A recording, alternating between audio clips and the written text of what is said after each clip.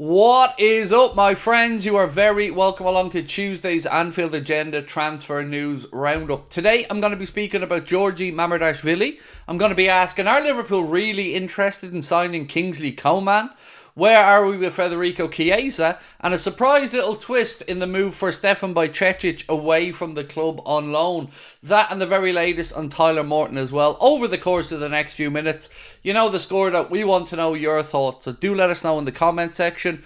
Drop a like on the video if you enjoy, and don't forget to hit that subscribe button. The good news is I will be back live tonight at 8:45 where we will go through everything as we count down towards this window shutting on Friday at 11 PM. Until then, my friends, a quick word from our sponsors and then I'll be back with the news. Thanks for your patience.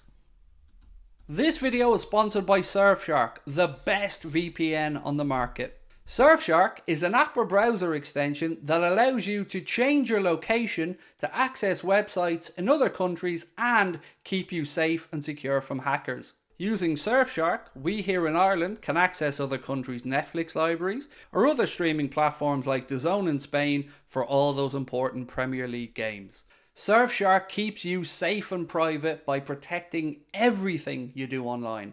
Everything. When your device connects to the internet, all that information is, in a way, blurred out. Surfshark is particularly useful for keeping you safe from being hacked if you use public Wi-Fi. Let's say you're in a cafe, you're at college, you're out and about, they've got you covered. Surfshark allows you to use one subscription on unlimited devices, meaning you can share your account with friends or family or that neighbour who's a little bit cheap. On top of all of this, Surfshark offers a 30-day money-back guarantee. You can also upgrade to Surfshark One, which includes the VPN, an alert system for breaches related to your data, such as emails and credit cards, and an antivirus software for your desktop. Our sign-up offer gives you Surfshark VPN for a little over €2 a month. Simply scan the QR code on screen right now or use the link in the description and enter the code Anfield Agenda at checkout.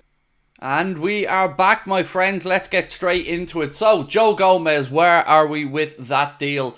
It looks as if Crystal Palace are still waiting to give the go-ahead for Mark A to go to Newcastle in order for them to make the move for Joe Gomez. But what I want to emphasise here is we cannot sell Joe Gomez unless we have a replacement lined up. So I would only imagine that we would sanction that deal if, of course, we have a centre-back. At this moment, again, entirely honest with you guys, I have no idea who the centre-back could be. But if and when we do find out, I will, of course, let you know. So look, Kingsley Coman. Is it really possible that Liverpool could be that dumb? I certainly hope not. There are reports coming out to say that Liverpool have inquired for Kingsley Coman, and we know about Federico Chiesa, and we'll move on to him in a minute. Look, Kingsley Coman is a very good, exciting player on his day. The problem is he doesn't have enough of those days, and injuries have been a big problem for him. Now, I'm not saying that Federico Chiesa doesn't have injury concerns. He very much does, but that is reflected in the price tag that we would have to pay, and of course Juventus want him out as well.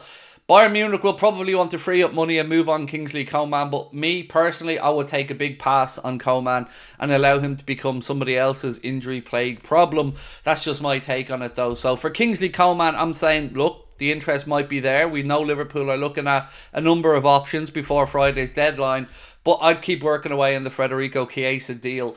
And on that, I've got to say I'm a bit baffled. I don't know who to believe around the Barcelona stuff. So there are mixed reports. Some reports say that Liverpool are working on a deal with Juventus and with Federico Chiesa, and it's looking positive. Other ones are saying that he wanted to wait and see if Barcelona were able to come up with a solution to their problems to go and sign him. Now, if that's the case, I certainly hope Liverpool walk away. As I said last night in the stream, and I'll reiterate now, I don't want Liverpool being second choice for anybody. And I don't believe that he and his agent would be naive enough to think that's possible for Barcelona to really make those numbers work. They can't even register Dani Olmo, and they're still having to move one player out before they can do that. So the ability for them to do that and free up the money for another signing like Chiesa and his wages, I just don't believe that it's true. So for me, I'm going to say that I'm firmly on the side of we're just trying to make a decision from our side if we proceed with the deal or not, and let's wait and see what happens. I think it makes every bit of sense in the world. The right price tag, the right risk reward factor. For me, it's just a deal that, whilst it doesn't address the major concerns we have for this window, it is an opportunistic piece of business. Next up, Tyler Morton and his proposed move to Bayer Leverkusen on loan. It looks as though he's going to have to make that decision in the next 24 hours, and reports have suggested that he's been given a guarantee that he would play at least 50% of the games over at Bayer Leverkusen, which I would have to say would be something, if I was in his position, I'd jump at. Getting to work with Alonso, playing Champions League football, it benefits everybody. Benefits him, benefits Liverpool as his parent club, and of course benefits Bayer Leverkusen as they get a good young player who, well, could come in and do a job for them. Simple as that, really. So keep your eye on that one. Stefan Bajcetic is another one that looks like he's edging towards a loan exit from the club. After all the talk about moves over to Spain, it looks like he could be going and joining Pep Linders at Red Bull Salzburg. Of course, Pep Linders would know Stefan Bajcetic only too well from his time working with Jurgen at the club. So that's another sensible loan move there for Stefan. Again, he'll have European football, so keep an eye on what happens there. But it does look like he is certainly on his way over to Salzburg, according to reports today. Now, Georgi Mamardashvili, the goalkeeping saga that's been dragging on for a couple of weeks. You've probably seen this, but if you haven't, it's already done and dusted pretty much. He's been pictured in his Liverpool training gear. Fabrizio Romano said all documents have been signed, it's sealed and it's sorted and it's delivered. So he will become a Liverpool player officially next summer. He's going to stay on loan at Valencia for the season ahead. €30 million up front with €5 million in very achievable add-ons is the latest on this one.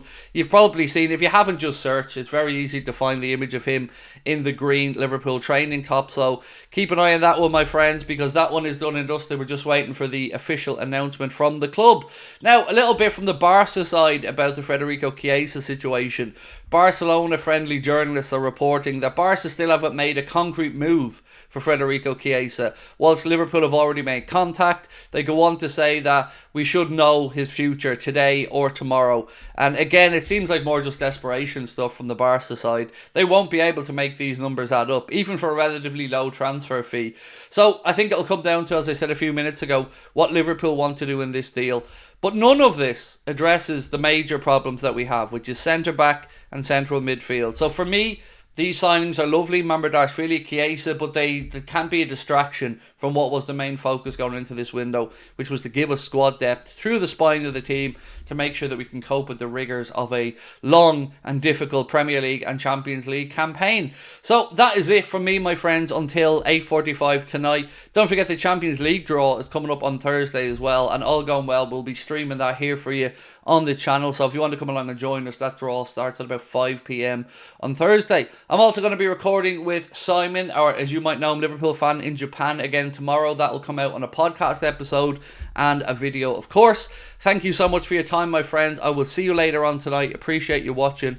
Up the Reds, and I'll catch you later on, hopefully with some more news.